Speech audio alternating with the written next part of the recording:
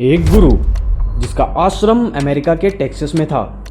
हजारों लोग उनके भक्त थे। एक बड़े हिंदू मंदिर राधा माधव धाम उनके नाम से बना था।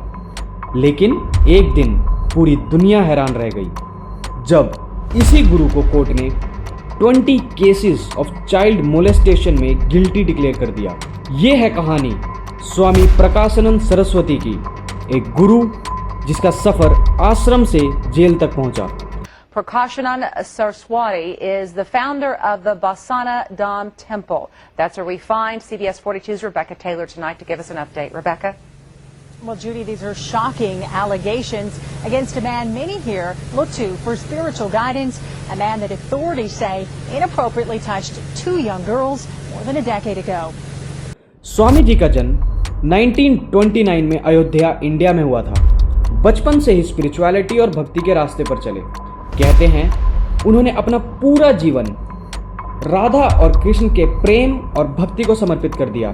1970s के आसपास उन्होंने इंडिया छोड़कर अमेरिका का रुख किया, जहां उन्होंने एक बड़े मंदिर और ऑर्गेनाइजेशन की नींव रखी, international society of divine love, और उसका हेडक्वार्टर राधा माधव धाम टेक्सास में। अमेरिका में हिंदुइज्म और इंडियन कल्चर का क्रेज बढ़ता गया और स्वामी जी ने इस वेव का पूरा फायदा उठाया। उनके प्रवचन भक्ति और डिवाइन लव पर होते थे। लोग उन्हें महाराज जी कहकर बुलाने लगे। उनके आश्रम में बड़े बड़े इवेंट्स होते थे जहां थाउजेंड्स ऑफ पीपल आते थे। What is the secret knowledge? Guhye, which means secret. The knowledge that takes you to God is called Guhye, secret knowledge. Indian diaspora के लिए वो एक ब्रिज बने between spirituality and western life. सब कुछ perfect लग रहा था। एक पीसफुल गुरु, एक ह्यूज फॉलोइंग और एक सक्सेसफुल इंटरनेशनल आश्रम। लेकिन फिर 1990s के एंड में कुछ लड़कियों ने स्वामी जी के खिलाफ सेक्सुअल अब्यूज का सीरियस एलिगेशन लगाया। ये केसेस तब के समय के फॉलोअर्स के फैमिली से ही आए थे, लड़कियां जो आश्रम में रहकर सेवा करती थी। 2011 में टेक्सास कोर्ट में ट्रायल हुआ और ज्यूरी ने स्वामी जी को 20 counts of indecency with a child के लिए गिल्टी माना। ये डिसीजन पूरे स्पिरिचुअल वर्ल्ड के लिए एक शॉक था।